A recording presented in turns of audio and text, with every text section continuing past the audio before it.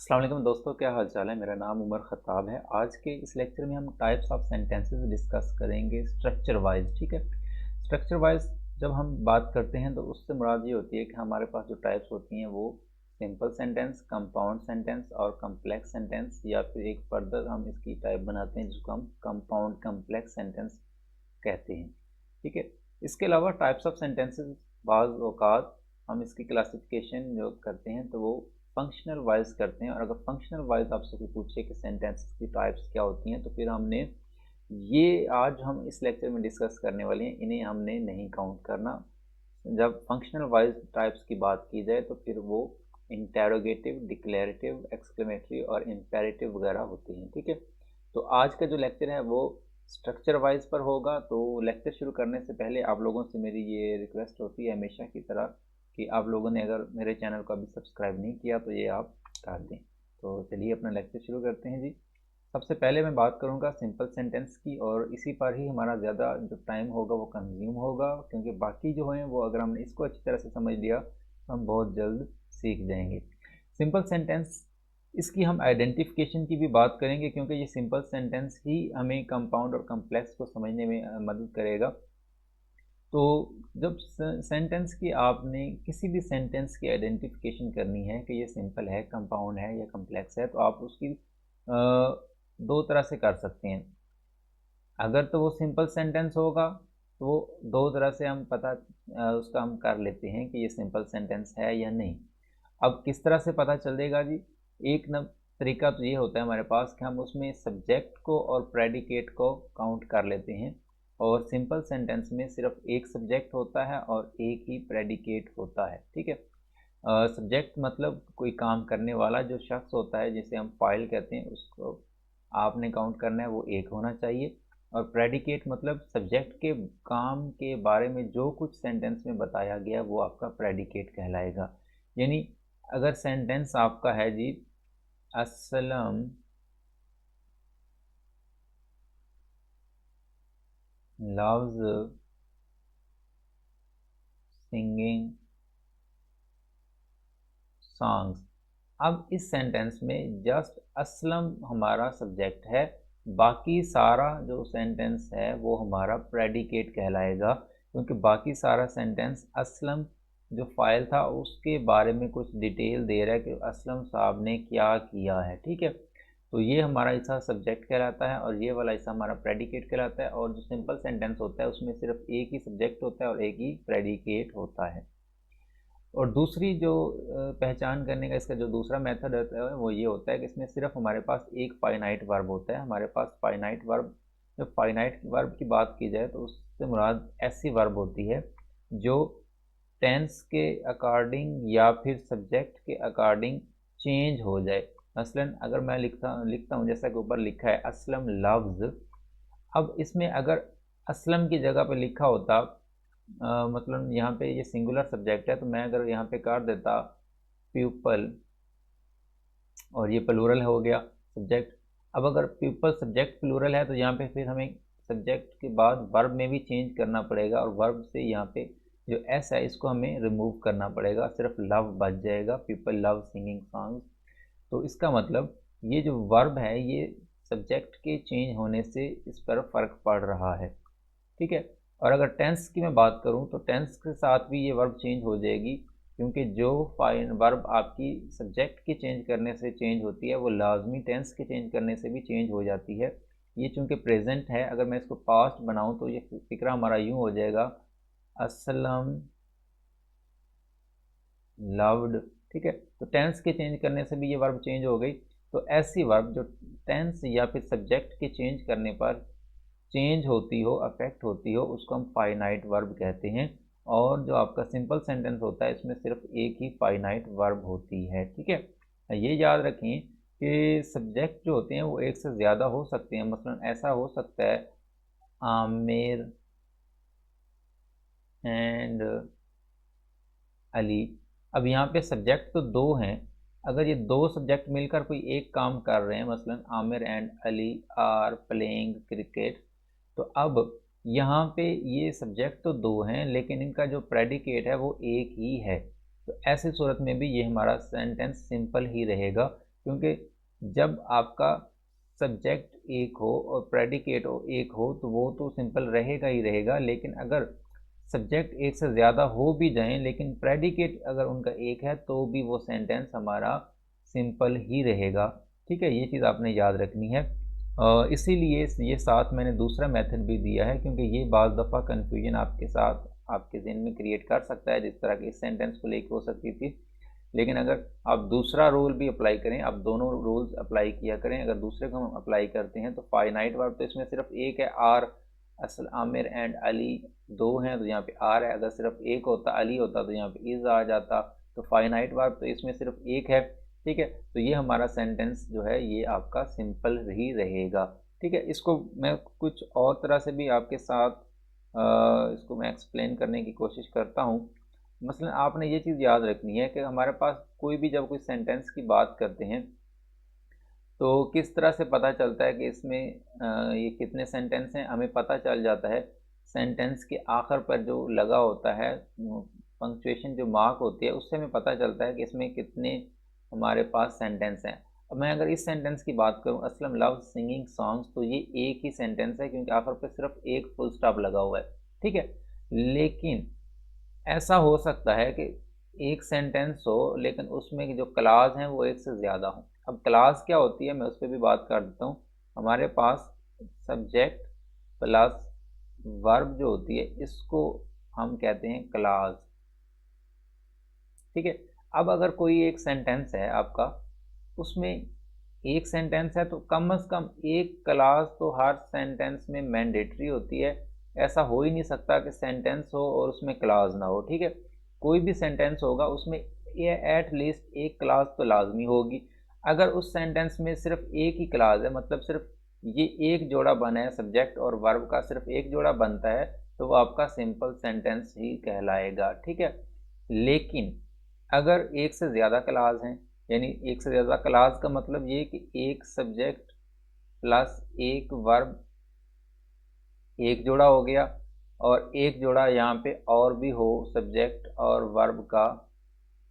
ठीक है, यानी एक से ज़्यादा जब आपके पास सब्जेक्ट और वर्ब के जोड़े हो जाएंगे तो वो आपका फिर सिंपल सेंटेंस नहीं रहेगा। मज़ीद इस चीज़ को हम आगे नए लेक्चर में डिस्कस करेंगे। फ़िलहाल बात कर लेते हैं सिंपल सेंटेंस के बारे में मज़ीद कुछ डिटेल के साथ। जो चीज़ें हमने समझी हैं इसकी कुछ एग्जांपल्स लेते हैं ताकि आपको मज़ीद क्लियर हो जाए, किसी तरह की आपकी उलझन बाकी ना रहे। तो हमारे पास एक सेंटेंस लिखा है जी आपके सामने आप लोगों के लिए कि डॉग्स बार्क। अब आप लोग ज़रा गेस करें कि ये जो डॉग्स बार्क लिखा है इसमें सब्जेक्ट कितने हैं, एक है, और वर्ब कितनी यानी प्रेडिकेट कितनी है, एक, प्रेडिकेट भी एक है। डॉग्स हो गया भौंकने वाला, यानी जो भौंकता है वो कौन है, फाइल है, तो एक फाइल है। और इस फाइल के बारे में जो हमें एक्स्ट्रा नॉलेज बाकी मिल रही है कि ये इस डॉग्स ने क्या किया है, तो वो भौंकना ये उसके प्रेडिकेट है, यानी उसके बारे में हमें मज़ीद खबर दे रहा है। तो एक ही प्रेडिकेट है, तो ये हमारा सिंपल सेंटेंस है। अब अगर इसमें फाइनाइट वर्ब की बात की जाए तो इसमें सिर्फ एक ही वर्ब दी हुई है, बार्क, और ये एक फाइनाइट वर्ब है। फाइनाइट वर्ब इसलिए है कि अगर यहाँ पे डॉग्स की जगह डॉग होता तो यहाँ पे बार्क्स हो जाना था, यानी वर्ब चेंज हो जानी थी। तो वर्ब चेंज हो रही है, सब्जेक्ट वर्ब प्रेडिकेट एक ही है, तो ये दोनों रूल्स इस पर सही आ रहे हैं, तो ये हमारा सेंटेंस कौन सा हो जाएगा, सिंपल हो जाएगा। इसके बाद द सन गिव्स लाइट, इसमें सब्जेक्ट हमारे पास है जी द सन, ये हो गया सब्जेक्ट, और गिव्स लाइट ये हमारे पास सन क्या करता है उसके बारे में हमें इसने इस सेंटेंस के इस हिस्से ने बताया है। तो ये हमारे पास प्रेडिकेट है, तो एक सब्जेक्ट एक प्रेडिकेट है, तो ये भी हमारा सिंपल सेंटेंस है। अगर मैं फाइनाइट वर्ब को चेक कर लूँ तो इसमें हमारे पास वर्ब जो है वो क्या है जी, गिव्स, और गिव्स हमारे पास फाइनाइट वर्ब है। इसके साथ एस का इजाफा हो रखा है क्योंकि पीछे सब्जेक्ट सिंगुलर है। अगर सब्जेक्ट सिंगुलर ना होता तो यहाँ पे गिव्स ना होता। अगर पीछे टेंस ये प्रेजेंट का ना होता, पास्ट का होता, तो फिर यहाँ पे गिव्स की जगह पे गेव आ जाता। तो फाइनाइट वर्ब है चूँकि एक, तो ये आपका सेंटेंस ये भी सिंपल रहेगा। ठीक है, अगर फाइनाइट वर्ब्स एक से ज़्यादा होंगी तो डेफिनेटली वो आपका सब्जेक्ट जो आपका वो सेंटेंस होगा वो सिंपल नहीं होगा। जब तक एक फाइनाइट वर्ब है तो इसका मतलब आपका सेंटेंस सिंपल ही है। इसके बाद द चाइल्ड इज़ डेड, तो यहाँ पे भी एक फाइनाइट वर्ब है। क्यों, इज इसलिए है क्योंकि पीछे सब्जेक्ट सिंगुलर है। अगर यहाँ पे होता चिल्ड्रन तो यहाँ पे आर हो जाना था, तो सब्जेक्ट की वजह से वर्ब चेंज होती है, तो इसलिए ये भी आपका फाइनाइट वर्ब है, एक और एक फाइनाइट है तो सिंपल सेंटेंस हो गया। इसके बाद माय फादर ये सब्जेक्ट है, गेव मी अ वॉच ये सारा हिस्सा प्रेडिकेट है, ठीक है। तो प्रेडिकेट में चेक कर लें फाइनाइट वर्ब कितनी है जी। फाइनाइट वर्ब इसमें जस्ट एक ही है, गेव पास्ट का टेंस, अगर प्रेजेंट करूँ तो गिव्स हो जाता, और अगर इधर फादर्स की जगह पे फ्रेंड्स लिखा होता तो यहाँ पे फिर गिव्स ना करते, फिर हम गिव कर देते। यानी टेंस चेंज करें तो भी वर्ब चेंज होती है, सब्जेक्ट चेंज करें तो भी वर्ब चेंज होती है। तो ये भी हमारी फाइनाइट वर्ब इसमें सिर्फ एक है, तो ये भी सिंपल सेंटेंस रहेगा। The hour to prepare lessons has arrived. अब इसमें याद रखें कि हमारे पास जो सब्जेक्ट है वो यहाँ से लेके यहाँ लेसन्स तक सारे ये वर्ड्स सब्जेक्ट का काम कर रहे हैं मिलके। अब ऐसा क्यों है, वो ये कह रहा है, अगर ट्रांसलेशन पर ज़रा ध्यान दें तो सेंटेंस का कॉन्टेक्स्ट कुछ ये आपसे कहता है कि तैयारी करने वाले घंटे आ गए हैं। कौन से घंटे? तैयारी करने वाले घंटे, यहाँ तक ये सारा सब्जेक्ट है, ये आए हैं, ये सारे आए हैं, ठीक है। तो ये हमारा सब्जेक्ट हो गया, और हैज़ अराइव्ड यहाँ पे प्रेडिकेट है। अब यहाँ पे हैज़ क्यों लगा रखा है? क्योंकि घंटा ये आर है, याद रखें। यहाँ पे सब्जेक्ट हमारा चूँकि सिंगुलर है तो हैज़ लगा रखा है। यहाँ पे ये लेसन्स जो है ये आपका जो है ना ये आपका सब्जेक्ट नहीं है। प्रेपोजिशन अगर हो ना, आप याद रखें कि एक सब्जेक्ट आपको लग रहा हो ये है और दरमियान में कोई प्रेपोजिशन हो, ठीक है, और एक आपको लग रहा हो कि प्रेपोजिशन के बाद भी सब्जेक्ट है और आपको लग रहा हो कि शायद ये है, तो ऐसा कभी भी नहीं होगा। आपका सब्जेक्ट हमेशा ये वाला कंसीडर होता है। तो चूँकि यहाँ पे आप देखें कि यहाँ पे ये एक आपका है, बेशक नाउन है, लेकिन यहाँ पे सब्जेक्ट एक्चुअल में द आर है, ठीक है। क्योंकि प्रेपोजिशन ये है तो इससे पहले जो है वो ये नाउन है, तो यही आपका सब्जेक्ट होगा। तो यहाँ पे ये आर है तो यहाँ पे हैज़ है, अगर आर्स होता तो यहाँ हैव हो जाता, टेंस चेंज करें तो हैड हो जाता, ठीक है। तो ये भी एक फाइनाइट वर्ब है, तो आपका सेंटेंस सिंपल रहेगा। अब ये है जी आपके सामने एक ट्रायल सेंटेंसेस हैं, इनको आप ज़रा खुद जज करें, सॉल्व करने की कोशिश करें। यहाँ पे लिखा है जी हिज करेज वॉन हिम ऑनर। अब यहाँ पे वर्ब, यहाँ पे जो है ना हिज करेज ये तो सब्जेक्ट है, और वॉन हिम ऑनर ये हमारा प्रेडिकेट है। प्रेडिकेट में वर्ब जो है वो है वॉन। वॉन इसलिए है क्योंकि वो पास्ट टेंस की बात कर रहा है। अगर प्रेजेंट में होता तो यहाँ पे विन, और चूंकि पीछे सब्जेक्ट सिंगुलर तो विन्स आता, सब्जेक्ट प्लूरल होता तो प्रेजेंट में विन हो जाता। तो इससे टेंस सॉरी आपकी जो वर्ब है वो फाइनाइट है, और सिर्फ एक ही फाइनाइट वर्ब है, तो ये आपका सिंपल सेंटेंस है। दूसरे सेंटेंस को अगर मैं बात करूं तो यहाँ पे लिखा है द हार्स रेयर्ड। रेयर्ड का मतलब ये होता है कि जिस तरह यहाँ पे देख सकते हैं आप, बाज़ दफ़ा क्या होता है इस तरह से जब घोड़ा उछलता है तो उसको हम क्या कहते हैं? रेयर्ड, ठीक है। तो वो आपको कह रहा है कि जो घोड़ा था उसने क्या किया, वो घोड़ा उछला, and the rider was thrown, और जो घुड़सवार था वो नीचे उसने गिरा दिया, नीचे गिर गया। अब ये जो सेंटेंस है ना, इसमें ज़रा चेक करें कि कितने सब्जेक्ट और कितने प्रेडिकेट हैं। तो यहाँ पे एक सब्जेक्ट तो हो गया द हार्स, और एक यहाँ पे द राइडर भी तो सब्जेक्ट है। अब हार्स के लिए जो वर्ब आई है वो ये है रेयर्ड, और राइडर के लिए जो वर्ब आई है वो है जी वाज थ्रोन, ठीक है। तो इसमें एक सब्जेक्ट और एक सब्जेक्ट यहाँ पे ये है, और एक वर्ब यहाँ पे है और एक वर्ब यहाँ पे भी है। मैं सॉरी वी कर देता हूँ और इसको मैं एस कर देता हूँ। तो कितने सब्जेक्ट हैं इसमें? दो सब्जेक्ट हैं और दो वर्ब हैं, यानी एक से ज़्यादा सब्जेक्ट और वर्ब के जोड़े बन रहे हैं। मैंने आपको कहा था अगर एक ही सब्जेक्ट प्लस वर्ब का जोड़ा मिले आपको तो उसका मतलब उसमें सिर्फ एक क्लास है, लेकिन यहाँ पे चूँकि दो जोड़े बने हैं तो इसका मतलब यहाँ पे दो क्लास हैं। और जैसे ही आप देखें कि सेंटेंस एक है और उसमें दो क्लास आ गई हैं तो इसका मतलब वो सिंपल सेंटेंस नहीं रहा, क्योंकि सिंपल सेंटेंस में हमारे पास सिर्फ एक ही क्लास रहती है। अब यहाँ पे चूँकि दो क्लास हैं तो ये हमारा सिंपल सेंटेंस नहीं होगा, ठीक है।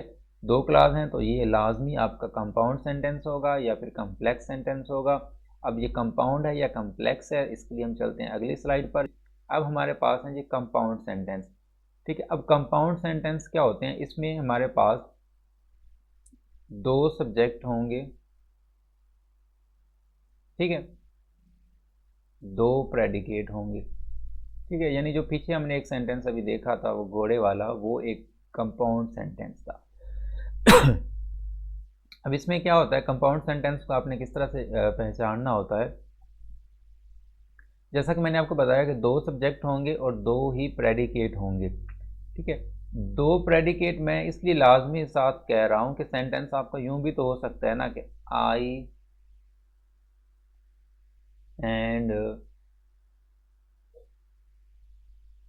यू। अब अगर ये दोनों बंदे मिलकर कोई काम करते हैं तो इसका मतलब आपका यहाँ पे सब्जेक्ट दो नहीं, सब्जेक्ट यहाँ पे फिर एक ही कंसीडर होगा, क्योंकि इन दोनों ने मिलकर एक काम किया है। सॉरी, आपके सब्जेक्ट तो यहाँ पे दो हैं, लेकिन अगर ये दोनों मिलकर एक काम कर रहे हैं तो प्रेडिकेट तो आपका एक ही रहेगा ना। आल दो कि आपके सब्जेक्ट जो हैं वो दो हो चुके हैं, एक आई भी आपका सब्जेक्ट है, यू भी सब्जेक्ट है। अब सब्जेक्ट तो आपके दो हो गए हैं, लेकिन उनका अगर प्रेडिकेट एक है तो वो आपका सिंपल सेंटेंस ही रहेगा, वो आपका कंपाउंड सेंटेंस नहीं रहेगा। इसलिए ये चीज़ ज़रूरी है कि सब्जेक्ट भी दो हों और प्रेडिकेट भी उनके दो हों। अब ये आपके सामने चंद एग्जांपल लिखी हैं। Ali loves sleeping but I like working hard.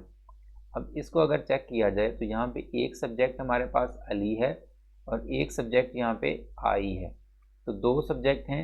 अब ये जो सेंटेंस है लव स्लीपिंग, ये बता रहा है कि ये जो पहला सब्जेक्ट है वो क्या काम करता है, ये उसके काम के बारे में बता रहा है, और यहाँ पे ये जो है ये दूसरे सब्जेक्ट के काम के बारे में बता रहा है। तो दो सब्जेक्ट हो गए, दो प्रेडिकेट हो गए, तो इसका मतलब ये आपका सेंटेंस सिंपल नहीं रहा, ये आपका कंपाउंड सेंटेंस हो जाएगा, ठीक है। आप इसको कंपाउंड सेंटेंसेस को इस तरह से याद रख सकते हैं कि इसमें हमारे पास दो क्लास होती हैं लाजमी तौर पर। अगर आपसे कोई पूछे कि यहाँ पे मिसाल है, आप इस सेंटेंस को ले लें कि ये कितने सेंटेंसेस हैं, तो आपको किस तरह से पता चलेगा कितने सेंटेंस हैं। आप जस्ट उसका देख लेंगे कि फुल स्टॉप आखिर पे जो मार्क दी गई है, पंक्चुएशन मार्क, फुल स्टॉप, वो कितने हैं। तो चूंकि इसमें एक ही फुल स्टॉप है तो ये हमारा एक ही सेंटेंस कहलाएगा, ठीक है। लेकिन अगर कोई आपसे पूछे कि इसमें क्लास कितनी है, तो क्लास के बारे में अगर आपने बताना है तो आप फिर चेक करेंगे कि इसमें सब्जेक्ट प्लस वर्ब के कितने जोड़े बन रहे हैं। जितने सब्जेक्ट प्लस वर्ब के जोड़े बनते जाएंगे उतनी उसमें क्लास हम ऐड काउंट करते जाएंगे, ठीक है। तो यहाँ पे ये जो पहला सेंटेंस है इसको ज़रा दोबारा चेक कर लें आप। तो इसमें कितने जोड़े बन रहे हैं जी, सब्जेक्ट और वर्ब के। ये सब्जेक्ट और ये वर्ब एक जोड़ा बन गया, ये सब्जेक्ट और ये वर्ब एक जोड़ा ये बन गया। तो कितने जोड़े बने हमारे पास, एक और एक कितने हो गए, दो जोड़े बन गए। अब अगर दो जोड़े बने हैं तो इसका मतलब दो क्लास हैं। यहाँ पे कितनी क्लास हैं, दो क्लास हैं, क्योंकि सब्जेक्ट प्लस वर्ब को हम क्लास का नाम देते हैं, ठीक है। और हर सेंटेंस में एक क्लास लाजमी होती है, क्योंकि कोई भी सेंटेंस जो होता है उसमें एक सेंटेंस एक समय सब्जेक्ट चाहिए होता है और एक हमें कोई ना कोई वर्ब चाहिए होती है। तो ये तो हर एक सेंटेंस में एक जोड़ा एक तो लाजमी मिलेगा। लेकिन अगर एक से ज़्यादा सब्जेक्ट और वर्ब का जोड़ा बन जाता है तो इसका मतलब वहाँ पे एक से ज़्यादा क्लास हैं। तो इस सेंटेंस में जो कंपाउंड सेंटेंस होते हैं इसमें कम अज़ कम दो क्लास लाजमी होती हैं, दो से ज़्यादा भी हो सकती हैं, लेकिन दो तो मस्ट हैं। अगर दो से कम हो जाएंगी यानी एक हो जाएगी तो वो फिर सेंटेंस आपका सिंपल हो जाएगा, ठीक है। तो दो क्लास इसमें लाजमी होंगी। अब the moon was bright and we could see our way. अब इसमें भी चेक कर लें। अब द मून ये एक सब्जेक्ट और वाज ब्राइट ये उसकी बात, तो यहाँ पे ये एक सब्जेक्ट और एक वर्ब हो गया। वी कुड सी तो यहाँ पे एक सब्जेक्ट और एक वर्ब ये हो गया, तो इसमें भी दो आपकी क्लास हैं। अब अगर दो क्लास हैं तो लाजमी तौर पर उनके दरमियान आपको कोई ना कोई कंजंक्शन यूज़ करना पड़ता है उन क्लास को जोड़ने के लिए, ठीक है। और आपका वो जो कंजंक्शन होगा वो अगर आपका कंजंक्शन आपको कुछ ऐसा मिले, एंड हो जाए, उसमें बट हो, आर हो, येट हो, फार हो जाए, सो हो जाए या फिर नार हो जाए, ठीक है।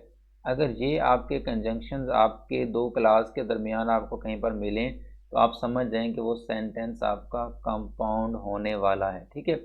और ये जो कंजंक्शंस हैं इनको याद करने के लिए एक ट्रिक बहुत फेमस है।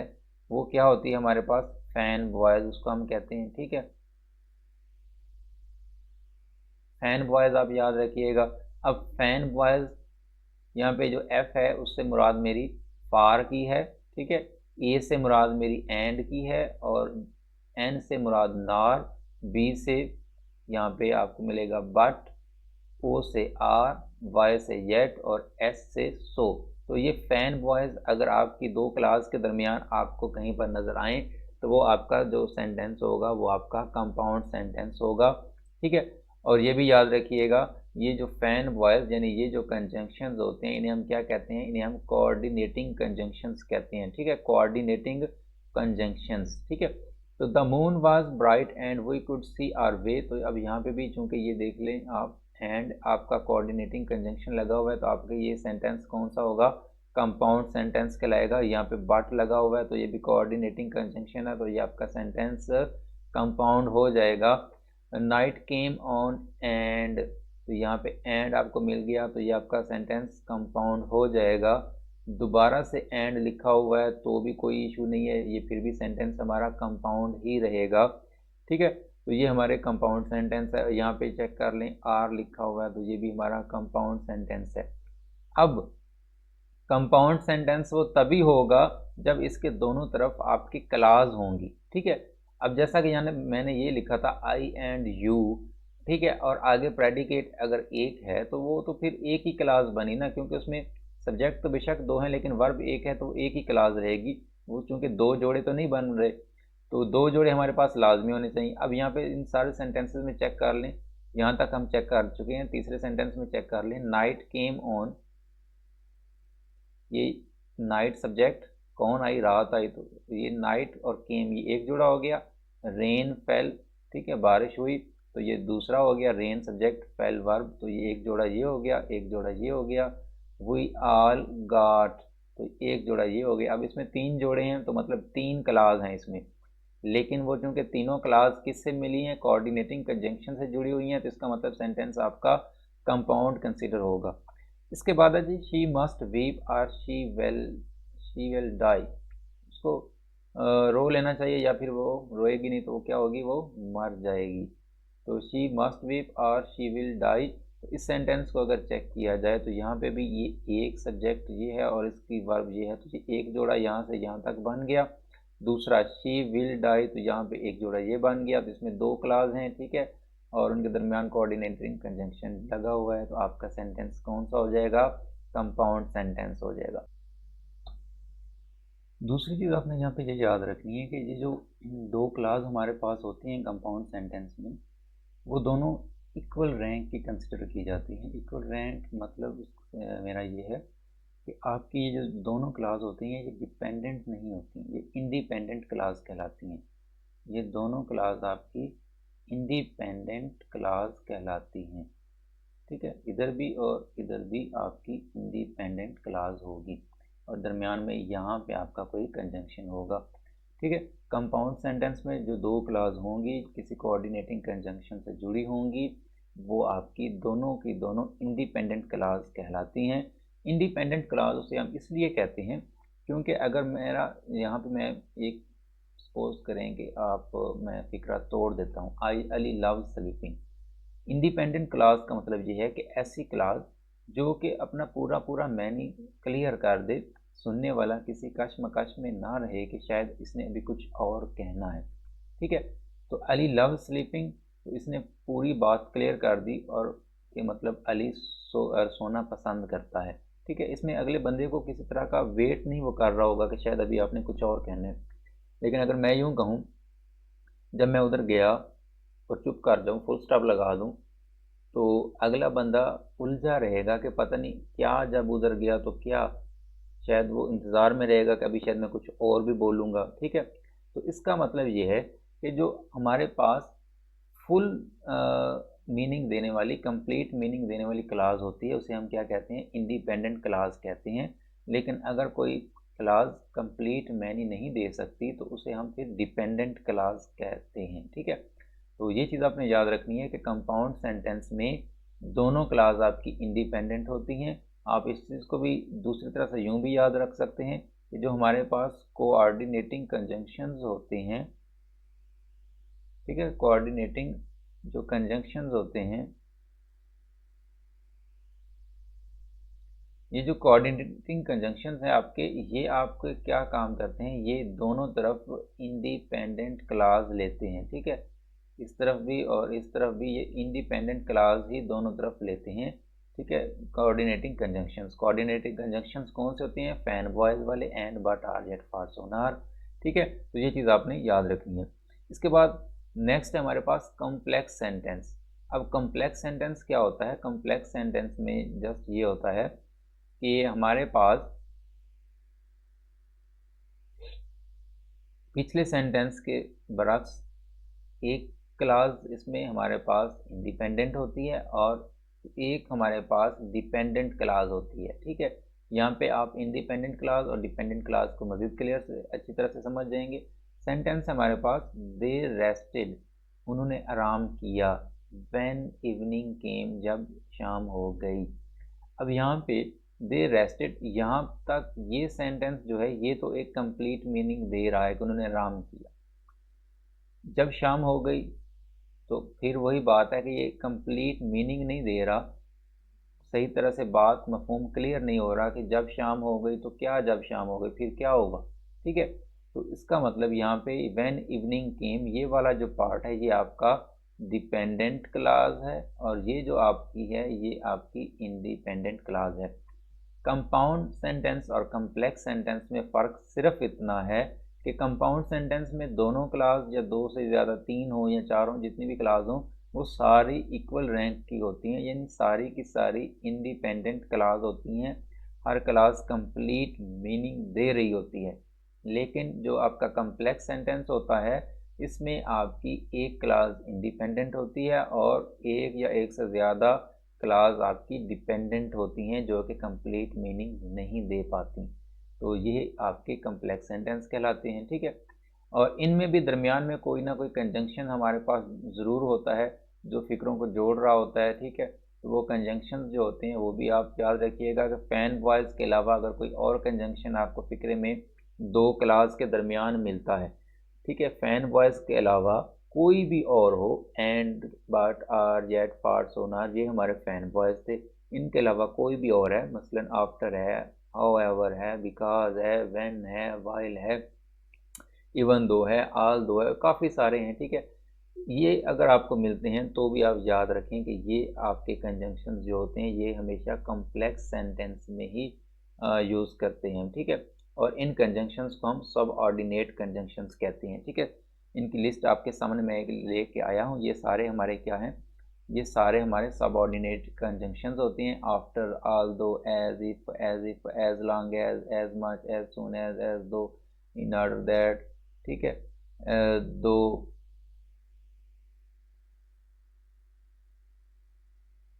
ठीक है, दो, वाइल, वेयर एवर, ये सारे, till, unless, until, when, since, so that, how, even though, even if, before, because, ये सारे हमारे क्या हैं, ये सब ऑर्डिनेट कंजंक्शंस हैं। और सब ऑर्डिनेट कंजंक्शंस क्या काम करते हैं, ये कम्प्लेक्स सेंटेंस में दो क्लास के दरमियान में आते हैं उनको जोड़ने के लिए, ठीक है। तो ये चीज़ आपने याद रखनी है।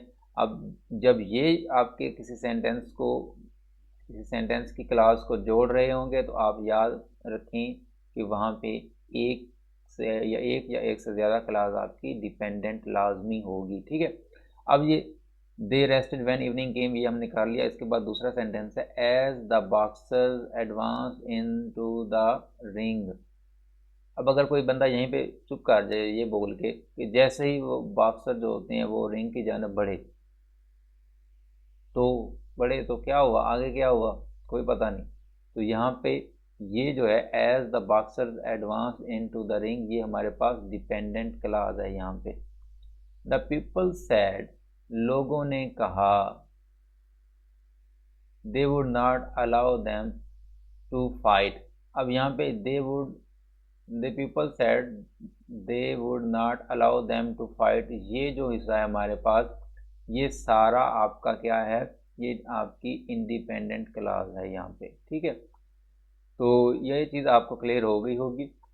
और अब इसके दरमियान अगर कंजंक्शंस को मैं चेक करूँ कि कौन सा कंजंक्शन है जो इन्हें जोड़ रहा है, तो आप चेक कर सकते हैं। एक तो यहाँ पे एज लगा हुआ है, ठीक है। और ये चीज़ याद रखें, ये जो कंजंक्शंस है आपके सब ऑर्डिनेट कंजंक्शंस, इनके जो बाद चीज़ लिखी होगी, इनके बाद जो क्लास होगी वही आपकी सबऑर्डिनेट यानी इंडिपेंडेंट क्लास नहीं, सॉरी, डिपेंडेंट क्लास होगी। ठीक है, यानी अगर यहाँ पे मसलन एज लिखा है तो ये एक सबऑर्डिनेट कंजंक्शन है, तो इसके बाद जो क्लास है वो वाली आपकी क्या है, वो आपकी डिपेंडेंट क्लास आप उसे कह लो, या आप उसे सबऑर्डिनेट क्लास कह लो, एक ही बात है। ठीक है, और यहाँ पे आपने दूसरी चीज़ ये भी याद रखनी है कि अगर ये आपके सबऑर्डिनेट कंजंक्शन जो हैं ये फिक्रे के शुरू में आते हो, आप लिखते हैं, तो आपकी जो दूसरी क्लास जब शुरू होगी तो उसको शुरू करने से पहले आपको कोमा लाजमी डालना होता है। लेकिन अगर ये सेंटेंस के दरमियान में आप सबऑर्डिनेट कंजंक्शन कोई भी इनमें से यूज़ करते हो तो फिर आपको कोमा यहाँ पे नहीं डालना होता। ठीक है, तो मैं उम्मीद करता हूँ आपको ये चीज़ें क्लियर हो गई होंगी कि हमारे पास सबऑर्डिनेट कंजंक्शंस कौन से होते हैं।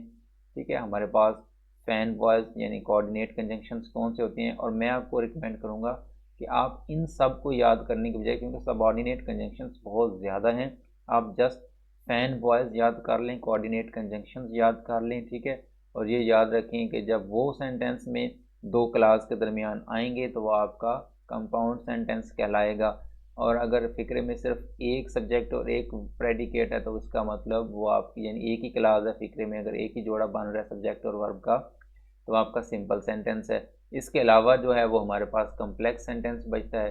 तो बाकी आपके जो कोई भी आप पेपर में आ जाए, मसलन आपसे पूछ लिया जाए, ये फ़िक्रा है जी, they serve God well who serve his creature, तो वो आपसे पूछ लें कि ये कौन सा सेंटेंस है, तो आप जस्ट ये याद रख लें कि यहाँ पे इनको जोड़ने वाला जो कंजंक्शन है वो कौन है जी, वो हु है।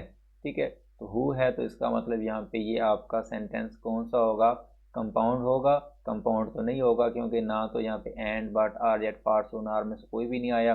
तो क्या ये सिंपल होगा, सिंपल भी नहीं होगा क्योंकि ये एक सब्जेक्ट है।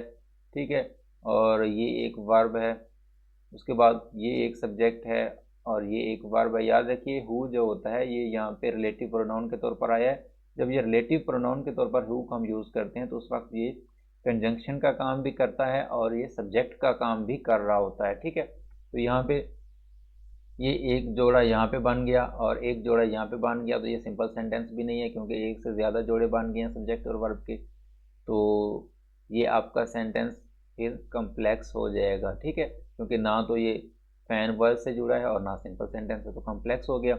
अच्छा, यहाँ पे एक चीज़ मैंने आपसे शुरू में कही थी कि एक सेंटेंस होता है हमारे पास जिसको हम कहते हैं compound complex sentence. Compound complex sentence, compound complex sentence क्या होता है, इसमें आपने ये चीज़ याद रख लेनी है कि अगर आपका जो सेंटेंस है उसमें एक से ज़्यादा क्लास हैं और उन क्लास को जोड़ने के लिए सबऑर्डिनेट कंजंक्शन भी यूज़ किया गया है और कहीं पे दूसरी क्लास को जोड़ने के लिए कोऑर्डिनेट कंजंक्शन भी यूज़ किया गया, यानी आपके फ़िक्रे में अगर सबऑर्डिनेट कंजंक्शन भी इस्तेमाल हुआ है और कोऑर्डिनेट कंजंक्शन भी इस्तेमाल हुआ है तो वो सेंटेंस आपका कंपाउंड कम्प्लेक्स सेंटेंस बन जाता है। ठीक है, अपना ख्याल रखिएगा। अपने अगले लेक्चर में आपके साथ मैं मज़ीद कुछ नया लेके आऊँगा, तब तक के लिए अल्लाह हाफ़िज़।